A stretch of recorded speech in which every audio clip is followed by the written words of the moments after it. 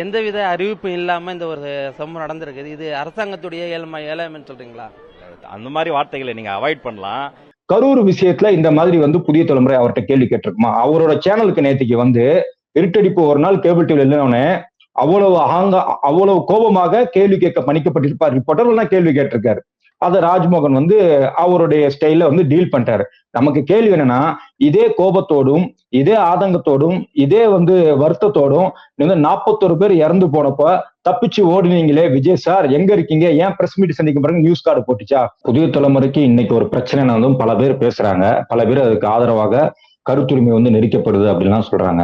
ஆனா புதிய தலைமுறை அந்த மாதிரி நடந்துருச்சா அப்படின்னு கேட்டா அது கிடையாது. ஒரு வெறிநாய்க்கு பிஸ்கட் போட்டு வளர்த்து விட்டாங்க. அந்த வெறிநாய் திடீர்னு திருப்பி கடிக்கத்தான் செய்யும். அப்படி கடிச்சதுதான் நேற்றுக்கு கேபிள் டிவில நேற்றுக்கு அவங்களோட சேனல் கொஞ்ச நேரத்துக்கு பின்னாடி தள்ளப்பட்டதுனாங்க. அப்புறம் தெரியலன்னு சொன்னாங்க. எதற்காக அப்படின்னா, டெல்லி டெக்னிக்கல் ஃபால்ட் அப்படின்னு தான் சொல்லுவாங்க. அது உண்மை என்னன்னு நமக்கு தெரியாதுல்ல. ஒரு அமைச்சரா அவரோட தரப்புல நீங்க கேட்டீங்கன்னா ராஜ்மோகன் அப்படிதான் சொல்லுவாரு. அவர் வாய் வீச்சுல ரொம்ப பிரபலமானவர் தான், நல்லா பேசுவாரு. அவர் இந்த டெக்னிக்கல் கிளிச்சுன்னு ஒரு வாரத்துல முடிச்சுட்டு போயிடலாம். அதை நீங்க போய் என்கொயரி பண்ண முடியாது. அந்த அளவுக்கு உங்களுக்கு அதிகாரம் இல்லை. ஆனா டெல்லியில நேற்றுக்கு ஒரு கிளிச்சு நடந்துச்சு. என்ன அப்படின்னா, விஜய் போயிருக்கிற முதல்வர் விஜயாக அவர் டெல்லிக்கு போயிருக்காரு. மொத்தமாக அவர் பிரதமர் மோடியை 10 நிமிஷத்துல சந்திச்சுட்டு வெளியில வந்துட்டாரு. அப்படி வெளியில வர்றப்போ அங்க இருக்கிற ஊடகங்கள், அங்க புதிய தலைமுறை இருக்குது, சன் நியூஸ் இருக்குது, எல்லாமே இருக்குது. நான் டெல்லியில 2024 தேர்தல் கவர் பண்ண போனப்போ சுப்ரீம் கோர்ட்ல அவங்க கூட நின்று நான் பேசியிருக்கேன், பேட்டி எடுக்கிறத பார்த்திருக்கேன். குறிப்பா புதிய தலைமுறை நிரஞ்சன் குமார் அவர் ஒரு ரிப்போர்ட்டர், அப்போ புதிய தலைமுறை அவர் தான் நினைக்கிறேன். அவர் மாதிரி சில ரிப்போர்ட்டர்ஸ் நேற்று அவர்கிட்ட ஒரு கேள்வி எழுப்பினாங்க.